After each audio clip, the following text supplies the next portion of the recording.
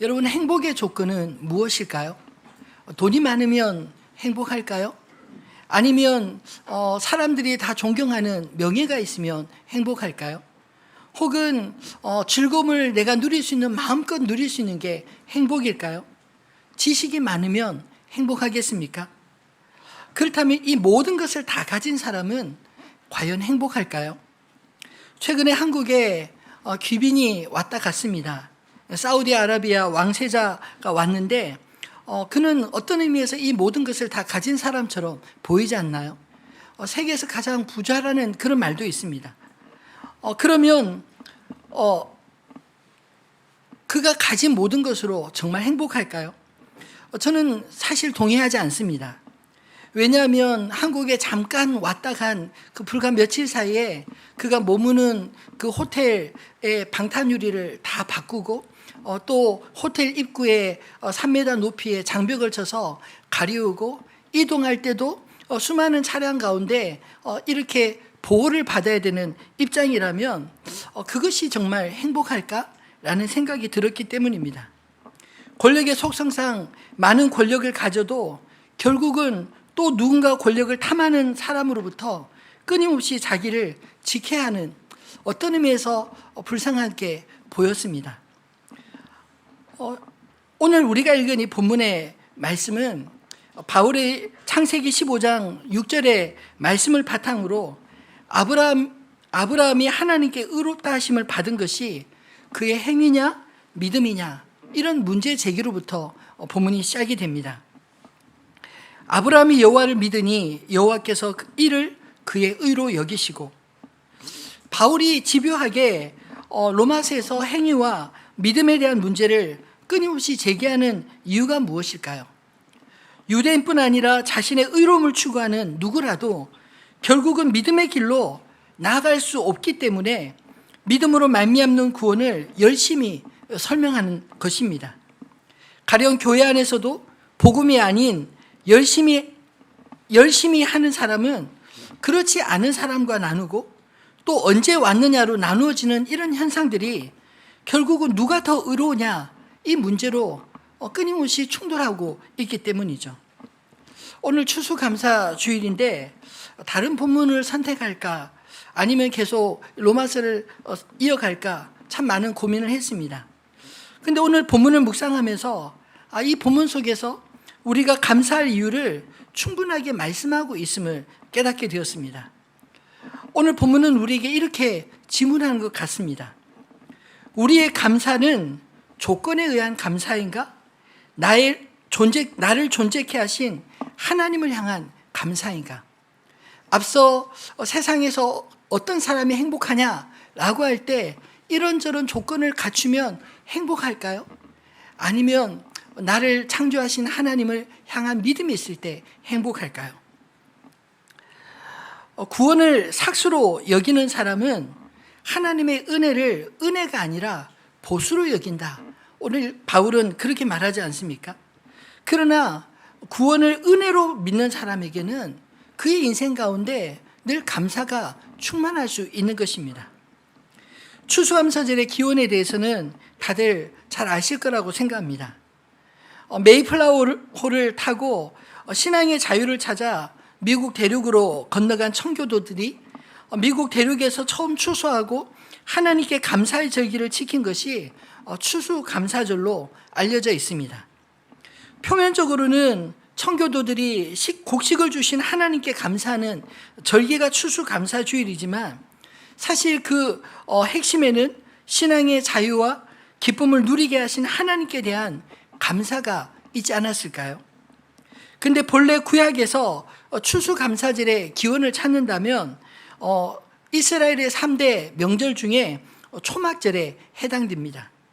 이 초막절은 한 주간 집 앞에 초막을 치고 야영 생활을 경험하게 합니다. 왜냐하면 이스라엘이 어떻게 구원받았는지 잊지 말라라는 의미도 있고 그 광야 생활을 하는 그 과정을 통해서 우리 인생이 궁극적으로 이 땅에서 나그네임을 깨닫게 하신 것입니다. 그리고 이 나그네의 삶을 그치게 하신 하나님을 향한 감사의 의미를 깨닫도록 초막절을 지키게 하셨습니다. 그리고 궁극적으로는 이 땅의 삶이 나그네의 삶인데 나그네로 끝나는 것이 아니라 궁극적으로 추수 때 알곡과 축전이가 나누어지듯 완성될 알곡들의 나라, 곧 하나님 나라를 소망하도록 하는 절기가 바로 초막절이요, 그리고 궁극적으로는 추수감사주일이라고 믿습니다. 그러므로 단지 한 해에 수확한 열매의 양이 얼마나 많으냐 적으냐 그것으로 감사할 것이 아니라 나를 하나님 나라의 열매로 삼으신 하나님을 향한 감사가 오늘 이 시간 충만하게 되기를 주님의 이름으로 축원합니다. 이런 믿음으로 우리는 어떤 상황 가운데서도 하나님 앞에 감사할 수 있습니다. 그 첫 번째 이유는 우리의 부르심이 감사이기 때문입니다. 부르심 자체 여러분 어떻게 생각하시나요? 전능하신 하나님이 나를 아신다, 나의 이름을 아시고 나를 부르셨다, 이 사실을 믿으십니까? 저는 성경을 읽으면서 성경의 수많은 인물들에 대한 이야기들의 핵심이 결국 하나님이 친히 그들을 아시고 그들을 찾아와 만나주셨다, 그것으로부터 성경의 수많은 이야기들이 펼쳐지는 것입니다. 저도 하나님을 인격적으로 만날 때 그런 감격을 느꼈습니다. 늘 예수님이 십자가를 지신 게 왜 십자가를 지셨느냐라고 물으면 항상 우리의 죄 때문에요, 이렇게 대답은 했습니다. 근데 이 우리 안에는 세상의 수억 명 중에 나 한 사람, 그러니까 수억 분의 1 정도의 그냥 감추어진 나로 하나님이 전체를 하나님의 백성들을 다 구원하는데 그 중에 나도 좀 꼽사리 껴서 이렇게 생각을 해왔었습니다.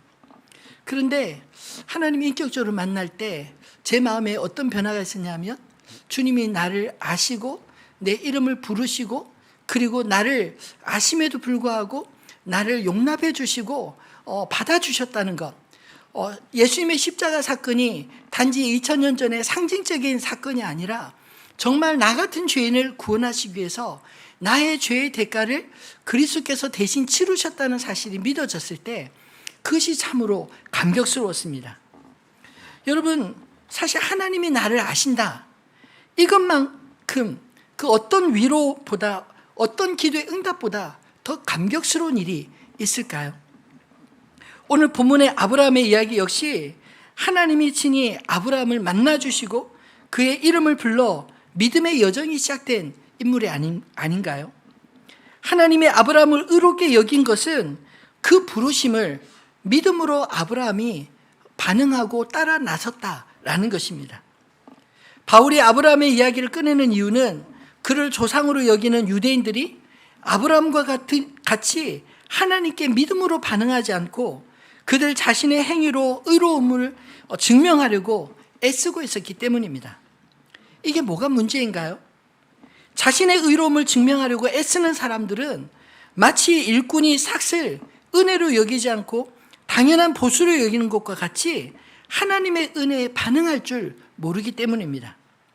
그런 사람들은 사실은 하나님을 믿는 것이 아니라 자기를 믿는 사람들인 것이죠. 왜냐하면 자신의 노력으로 구원에 이른다는 생각 때문에 하나님의 은혜는 자신의 노력에 당연히 가려질 수밖에 없습니다. 예수는 마태복음 20장 1절로 16절 말씀에 포도원 주인의 비유를 들어서 자신의 노력으로는 하나님을 잘 이해할 수 없음을 설명하셨습니다. 포도원 품꾼의 비유가 아니라 포도원 주인의 비유라고 말씀드리는 것은 일꾼의 입장에서 보는 관점과 주인의 입장에서 보는 관점이 참 다르게 보이기 때문입니다.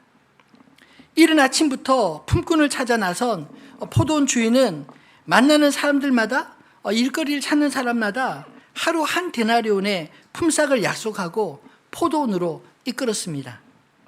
그런데 제3시에 나가보니 여전히 일자리를 찾지 못해서 서성거리는 사람을 보고 그도 이끌어 포도원으로 데려왔습니다. 그리고 제6시와 9시에 나가도 여전히 길거리에 놀고 있는 사람들을 보고 그들에게 역시 포도원으로 일감을 주었습니다. 그리고 제11시에 나가서도 놀고 있는 사람을 만나 그 역시 포도원으로 불러 일감을 주었다고 말합니다.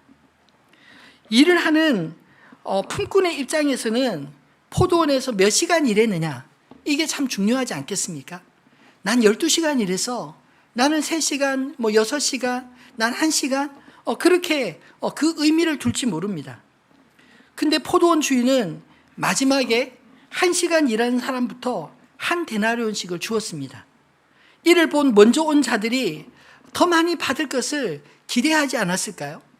1시간 일한 사람이 한 데나리온 받았으니 나는 6시간 일했으니 6데나리온 받겠구나, 이렇게 기대했을지 모릅니다. 그런데 자기도 똑같이 한 데나리온을 줍니다. 심지어는 이른 아침 12시간 일한 사람도 똑같이 한 데나리온을 주었습니다. 그러자 그 모습을 보고 그렇게 받은 사람들의 마음이 굉장히 불편해지고 그 주인에게 원망을 쏟아놓기 시작했습니다. 그들의 논리는 이랬습니다.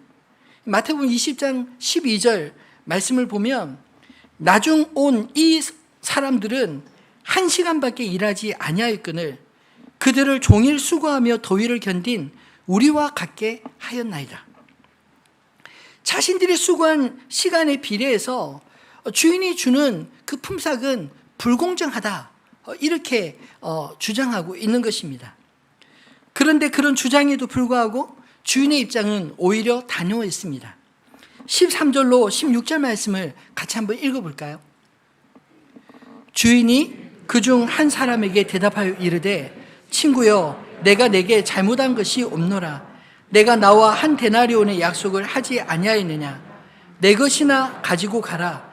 나중 온 이 사람에게 너와 같이 주는 것이 내 뜻이니라. 내 것을 가지고 내 뜻대로 할 것이 아니냐? 내가 선함으로 내가 악하게 보느냐? 이와 같이 먼저 되고 먼저 된 자로서 나중 되리라. 이 포도원 품꾼의 시각으로 보면 분명 공정하게 보이지 않는 내용 아닌가요? 그런데 주인의 시각으로 보면 또 다른 시각으로 보여집니다. 왜냐하면 주인은 품꾼들과 약속을 어긴 것이 아니기 때문입니다. 당시에 일일 품삯이 한 데나리온이었기 때문에 처음 만난 사람에게도 내가 한 데나리온 주리라, 본문에도 나와 있듯이 그렇게 일을 시작했습니다. 그리고 6시간, 9시간, 1시간 일한 사람 동일하게 한 데나리온에 약속을 하고 약속을 하고 포도원으로 데려왔기 때문입니다. 여러분, 사실 12시간 일한 사람이나 1시간 일한 사람이나 똑같이 한 데나리온 주는 것이 품꾼의 입장에서는 불만스러울지 모르지만 주인의 입장에서는 오히려 손해보는 장사 아닌가요? 저 같으면 12시간 일한 사람을 먼저 불러서 약속대로 한 데나리온 주고 그 다음에 9시간 일한 사람은 12분의 9를 주고 그리고 1시간 일한 사람은 12분의 1을 주면 그러면 공정하지 않습니까?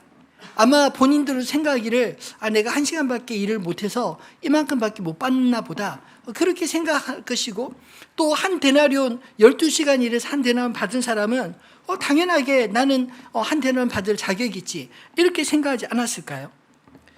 그런데 왜 주인은 1시간 일한 사람이나 12시간 일한 사람이나 모두에게 동일하게 한 데나리온을 주었을까요? 오늘 본문에도 일한 시간에 구애받지 않고 품삯을 똑같이 주는 것이 주인의 입장에서 손해이지만, 그러나 주인은 내가 선함으로 너희가 나를 악하게 보느냐, 이렇게 책망하지 않나요? 주인은 그런 손해와 먼저 온 사람들의 불평을 개의치 않고 자신의 의지를 관철시킵니다. 이 비유가 과연 불공정한 비유일까요? 사실 품꾼의 입장에서 보면 불공정해 보이는 일이지만 이 비유의 핵심은 천국에 대한 비유입니다. 그 사실을 기억하고 보면 답은 훨씬 쉬워집니다. 마태복음 20장 1절 말씀을 같이 읽어볼까요? 천국은 마치 품꾼을 얻어 포도원에 들여보내려고 이른 아침에 나간 집주인과 같으니. 아멘. 여러분, 천국의 시간은 우리 인간의 제한된 시간과 다르다는 사실 아시나요? 역사적 관점에서 오늘 이 이야기는 사실 먼저 온 사람은 아마도 아브라함의 후손이라 주장하는 유대인들을 가리킬 것입니다. 그들이 먼저 부름을 받았기 때문에 그들은 당연히 하나님 나라에서 가장 우위를 점리할 거라고 생각했을 것입니다. 그리고 실제로 그 이방인들에 대해서 굉장히 차별적으로 대하지 않습니까? 그런데 나중에 온 사람들은 나중에 부름받은, 나중에 하나님의 복음이 전해지고 예수를 믿게 된 다른 민족으로 그렇게 해석할 수 있지 않을까요? 또 개인적으로 본다면 모태신앙인과 나이 들어 예수님을 늦게 영접한 그런 성도들로 차이로 볼 수 있지 않을까요? 근데 예수님은 천국을 포도원으로 일꾼을 부르시는 주인, 곧 하나님으로 묘사하고 있는데 이 묘사는 포도원으로 부름받은 일꾼은 이미 그가 천국을 들어온 자이다, 누리는 자이다, 이것을 강조하는 말입니다. 한 데나리온의 품삯이 구원의 선물이라면 그것은 천국에 먼저 온 자나 나중 온 자나 차별이 있을 수 없다라는 것이죠. 2000년 전에 예수를 믿었으나 오늘 이 시간 우리가 예수를 믿었으나 하나님 나라에서는 차별이 없다. 이 사실 믿으시나요? 이런 뜻입니다. 그저 천국의 부르심을 받은 일꾼이 되었다는 것, 그 자체가 이미 상급이지 않을까요? 인자하신 주인은 포도원의 문을 1시간 동안만 열어두지 않으시고 일할 곳을 찾지 못하는 사람들을 위해서 시간마다 찾아가서 불러오셨습니다. 직접 찾아가서 일할 수 있도록 불러주신 것이 어찌 불공평하다 말할 수 있을까요? 오히려 포도원이 천국을 상징하는 곳이라면 천국에 먼저 온 자들이 나중 온 자들을 환영하고 주님과 한마음이 되어 반갑게 맞아줘야 하지 않겠습니까? 포도원이 천국이요 천국으로 초청하는 주인이 주님이시라면 비록 1시간밖에 남지 않은 짧은 시간이라도 일할 기회를 주시는 주인의 넉넉함과 자비를 칭찬해야 하지 않을까요? 그런 의미에서 이 비유는 저는 불공정한 포도원 주인의 이야기가 아니라 한 명이라도 더 포도원에 드릴 일꾼을 찾기 위해 포기하지 않으시는 인자한 주인에 대한 이야기라고 말씀드리고 싶습니다. 바울은 같은 맥락에서 본문을 이렇게 말하고 있습니다. 4절 5절 말씀 같이 읽어볼까요? 일하는 자에게는 그 삭시 은혜로 여겨지지 아니하고 보수로 여겨지거니와 일을 아니할지라도 경건하지 아니하는 자를 의롭다 하시는 이를 믿는 자에게는 그의 믿음을 의로 여기시나니. 여기서 일하는 자는 삭을 은혜로 여기지 않는다. 앞서 말한 12시간, 6시간 일한 사람들은 삭을 받는 것을 당연하게 생각하고 은혜로 여기지 않았습니다. 오히려 늦게 온 사람을 자기가 똑같이 취급하는 것을 더 불편하고 화를 내지 않나요? 그런데 나중에 온 사람, 올 자격이 없는 사람인데도 불구하고 그를 불러서 포도원으로 드리고 그에게 일을 시키고 그리고 동일한 한 달란 데나리온을 주었을 때 그 사람에게는 정말 주인이 은혜일 수밖에 없다는 것입니다. 여러분, 자기의 의가 아니라 하나님의 의, 하나님의 영광을 나타내자 하는 마음이 어느 쪽이 더 강할까요? 먼저 온 자입니까? 자격이 없는데 그래도 불러주신, 똑같이 여겨주시는, 여겨주심을 경험한 나중 온 자들의 마음일까요? 여러분, 바라기는 내가 얼마나 열심히 했는지 증명하려고 애쓰며 자기를 왜 열심히 일하지 않은 사람과 같이 취급하느냐고 생떼 쓰지 마시고 오히려 나를 아시고 자격 없는 나를 친히 자신의 포도원으로 부르신 주님의 의로우심을 자랑하는 저 여러분 다 되시기를 우리 주님의 이름으로 축원합니다. 두 번째로 우리는 믿음으로 감사할 수 있습니다. 바울은 로마서를 통해서 계속 믿음을 강조하고 있습니다. 바울은 율법의 행위나 할례의 중표가 구원의 티켓이 아니라고 말합니다. 아무리 율법을 잘 지키려고 애써도, 어려서부터 하나님을 아는 믿음의 가정에서 자랐어도 정작 자신이 하나님을 믿지 못하면 실상은 하나님의 구원과 그 은혜를 경험하지 못하기 때문입니다. 믿음은 우리의 삶에서 실제적이라고 생각합니다. 우리는 결국 내가 믿는 대로 살아가려는 경향이 있지 않나요? 말로는 하나님을 믿지만 실제로는 말씀하신 하나님을 알아보지 못하고 부인하고 결국 십자가에 못 박는 데 앞장섰던 바리새인들이 그와 같은 사람들 아니었을까요? 예수님이 복음서에서 그토록 바리새인들과 율법적인 유대인들을 향해 책망하신 것은 그들의 믿음은 실상은 자신을 사람들에게 잘 보이려고 하는 외식이었기 때문입니다. 그러나 오히려 율법에 소외되었던 사람들은 예수님이 오실 때 자신의 죄를 깨닫고 기쁘게 영접을 했습니다. 나는 잘못했고 죄가 있지만 당신은 옳습니다. 이것이 예수님을 영접하고 믿는 자의 태도가 아닐까요? 자신의 죄를 인정하지 않는 사람들은 그래서 예수를 믿기가 참 어려운 것입니다. 내가 옳은데 왜 당신이 나를 죄인이라 취급하느냐? 이게 화가 나는 것이죠. 여러분, 예수님을 믿으시나요? 예수님이 믿어지는 것이 여러분 복임을 기억하시기 바랍니다. 바울은 이 사실을 6절에서 8절에 또 이렇게 말하고 있습니다. 한번 같이 읽어볼까요? 일한 것이 없이 하나님께 의로 여기심을 받은 사람의 복에 대하여 다윗이 말한 바, 불법이 사함을 받고 죄가 가리워짐을 받는 사람들은 복이 있고 주께서 그 죄를 인정하지 아니하실 사람은 복이 있도다 함과 같으니라. 무슨 말인가요? 죄가 분명히 있지만 그 죄를 책망하지 않고 그냥 보지 않겠다, 그런 뜻입니다. 아니, 분명히 죄가 있는데 그 죄를 안 본다는 의미가 무엇일까요? 여러분, 이스라엘 백성들이 출애굽할 때 마지막 관문이 애굽의 장자를 치는 재앙이었습니다.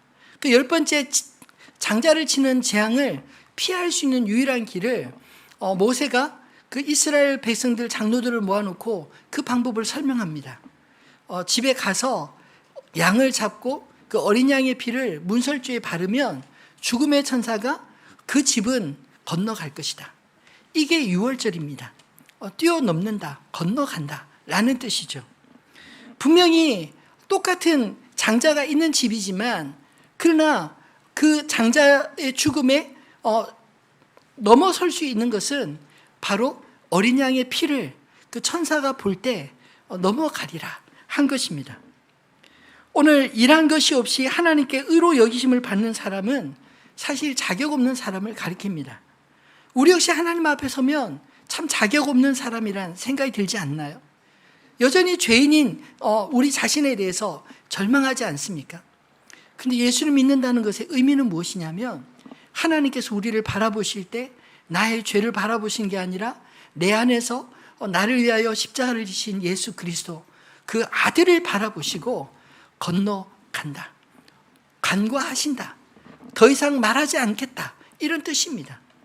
예수님이 이 땅에 오셔서 십자가를 지셔야 될 이유는 우리 스스로가 우리의 죄를 스스로 극복할 수 없기 때문에 하나님의 아들이신 그분이 우리를 위하여 친히 십자가의 죄를 대속하심으로 하나님의 나를 위해 행하신 그 사실을 믿을 때 하나님 예수 그리스도의 의가 나에게 덮여지고 나의 죄는 예수 그리스도께 전가되는, 그러므로 우리의 죄가 주님 앞에 간과되어지는 이 사실을 말하고자 하는 게 아니겠습니까? 다윗이 시편에 말씀한 그대로 예수 그리스도를 통해 성취된 것을 믿으시기를 바랍니다. 그러나 오히려 자신은 천국에 합당하다고 여기는 사람은 어떤 태도를 취할까요?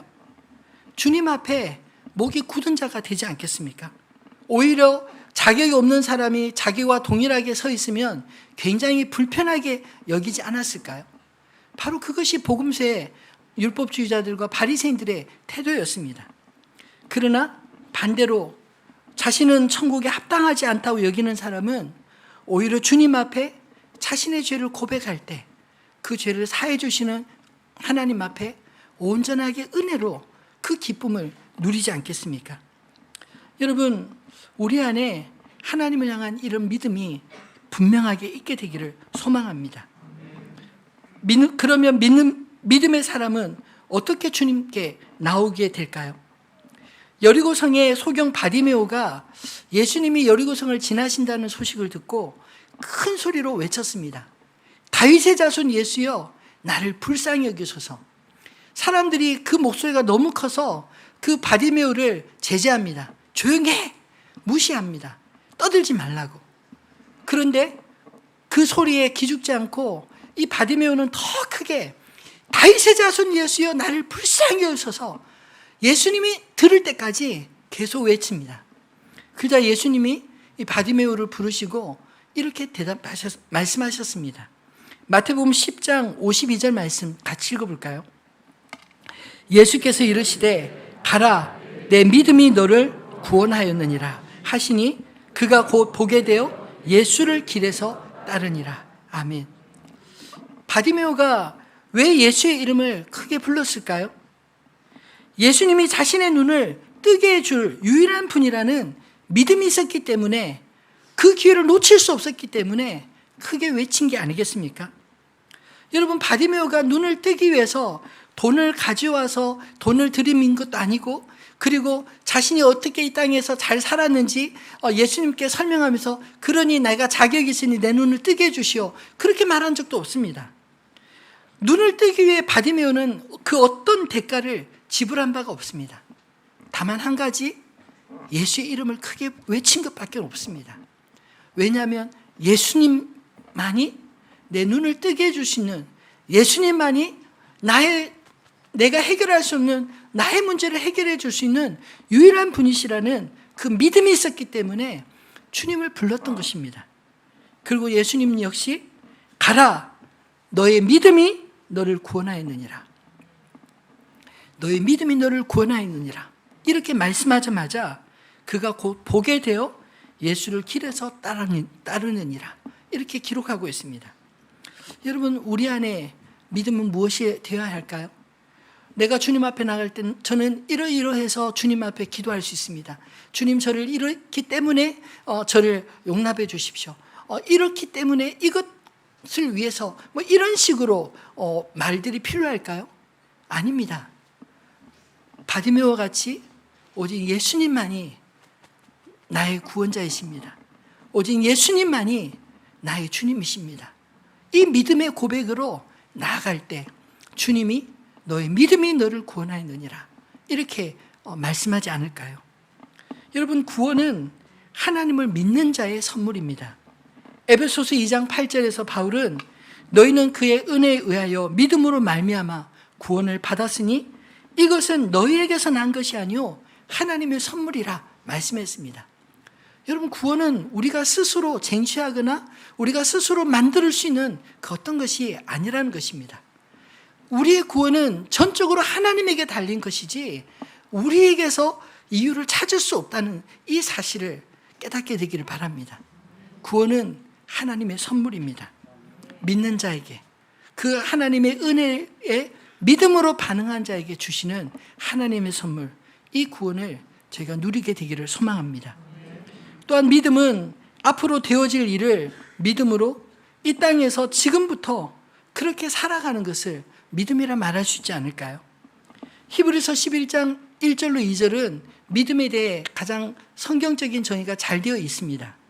믿음은 바라는 것들의 실상이요 보이지 않는 것들의 증거니 선진들이 이로써 증거를 얻었느니라. 여러분, 믿음은 약속을 바탕으로 합니다.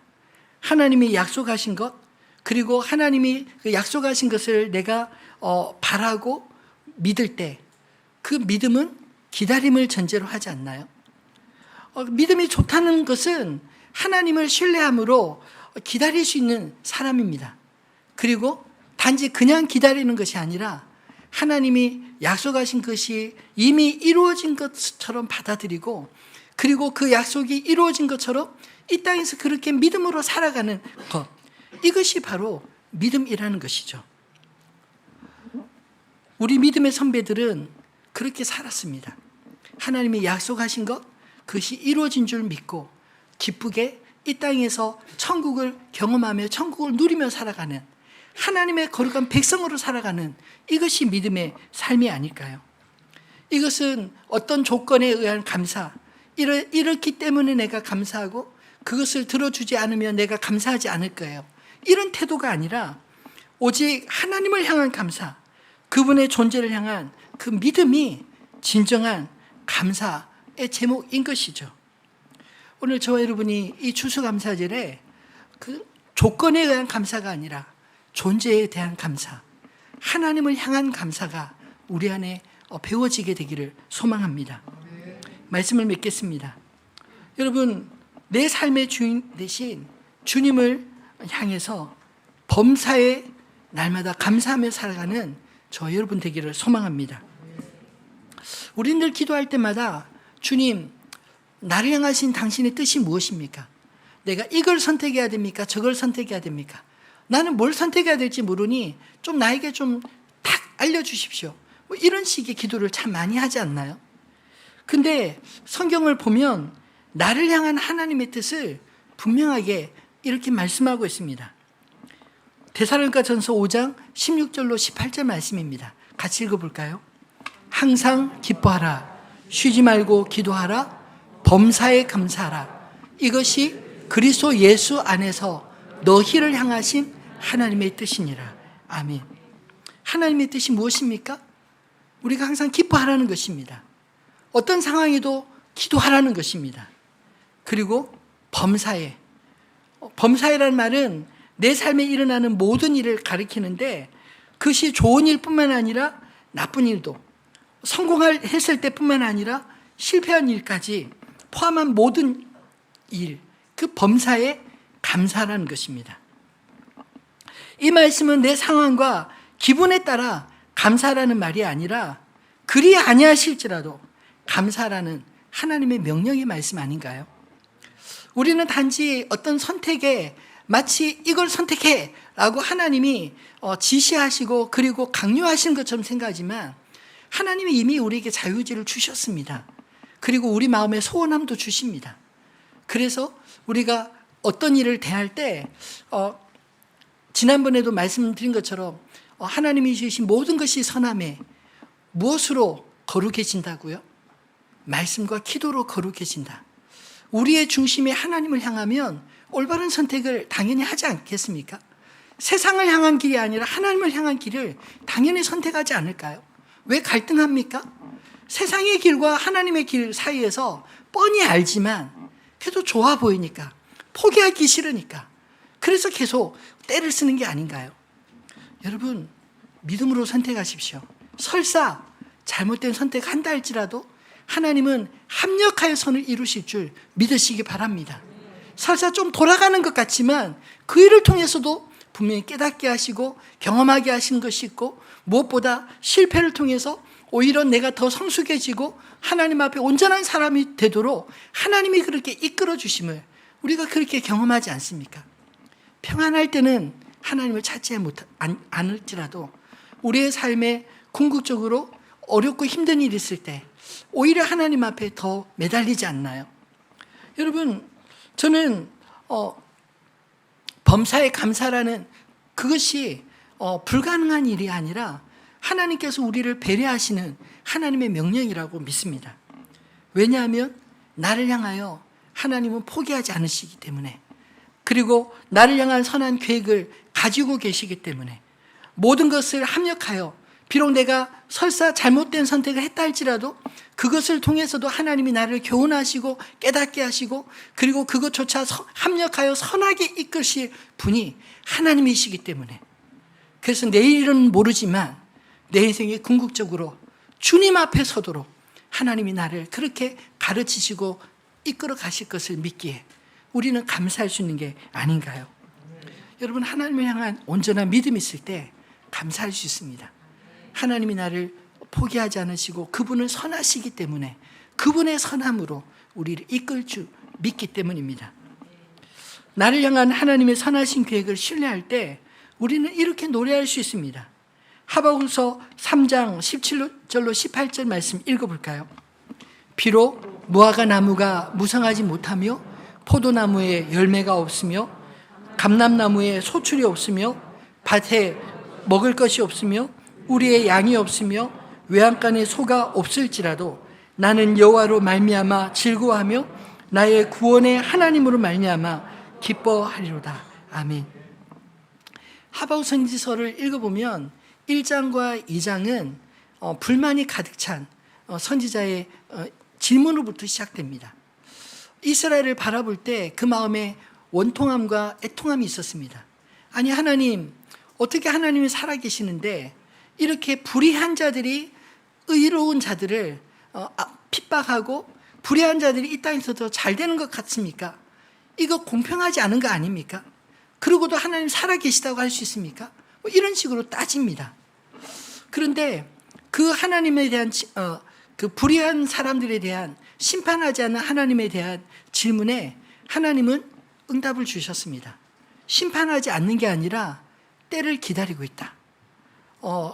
그들이 회개하지 않으면 북방에 있는 한 민족 바벨론이 내려와서 이 땅을 심판할 것이다. 그렇게 응답을 주십니다. 근데 그 말도 이 하박국 마음이 시원하지 않았어요. 왜냐하면 자기 생각에는 그래도 유대인들은 하나님을 알지 못하는 바벨론보다 인들보다 의롭다고 생각하는데, 아니 불의한 자를 심판하신다고 더 불의한 자를 들어쓰십니까? 이건 역시 이해가 안 됩니다. 그렇게 또 질문합니다. 그리고 그 질문에 대한 응답을 듣기 위해서 하박국서 2장에 보면 성곽을 다니며 하나님이 어떻게 말씀하실까 기다립니다. 그때 하나님이 또다시 응답하십니다. 로마서에 있는 1장 17절에 오직 의인은 그 믿음으로 말미암아 살리라. 이 말씀이 하박국 선지자에게 처음 주셨던 말씀입니다. 그리고 대저 물이 바다를 덮은 것 같이 여호와의 영광을 인정하는 것이 세상에 가득하리라. 하나님의 경영하심을 우리는 헤아릴 수 없지만 그러나 이 모든 가운데 하나님이 행하신다. 그리고 의인은 하나님이 보호하시고, 그리고 이 심판이 끝이 아니라 이스라엘을 정화시키고 다시 회복시키는 하나님의 방법이다. 이렇게 설명을 합니다. 그러자 하박국 선지자가 이 모든 말씀을 듣고 내린 결론으로 찬송하는 것이, 비록 무화과 나무가 무성치 못하며 포도나무에 열매가 없으며 감람나무에 소출이 없으며 밭에 먹을 것이 없으며 우리의 양이 없으며 외양간에 소가 없을지라도, 그것 때문에 감사가 아니라, 그것 때문에 불평이 아니라 나는 여호와를 말미암아 즐거워하며 나의 구원의 하나님으로 말미암아 기뻐하리로다. 여러분, 하나님은 인격적인 분이십니다. 선지자가 질문하면 답을 주십니다. 우리의 인생 가운데 수많은 질문들을 주님 앞에 진지하게 질문하면 답을 주십니다. 성경을 읽을 때 이해가 안 되면 기도하면서 질문해 보십시오. 하나님, 나 이 말씀 도대체 이해가 안 됩니다. 깨닫게 해 주십시오. 답을 주십니다. 저는 늘 그렇게 답을 받았습니다. 여러분, 우리가 하나님의 경영하심을 다 이해할 수 없습니다. 그러나 분명한 건 하나님은 선하시고 하나님의 선하신 뜻은 분명히 하나님의 백성들의 삶 가운데 미치고 있다는 이 사실을 기억하시기를 바랍니다. 악인으로 인하여 불평할 것이 아니라 내가 오직 의인은 그 믿음으로 말미암아 살리라는 것 같이 내 안에 하나님이 원하시는 의가 있는지, 이것을 우리가 돌아봐야 하지 않을까요? 그리고 하나님의 의인으로, 하나님의 의는 어떻게 주어집니까? 우리의 행위가 아니라 신실하신 하나님을 믿음으로 하나님의 거룩한 의인이 되어 이 땅에 하나님을 드러내는 하나님의 사람들 다 되시기를 우리 주님의 이름으로 축원합니다.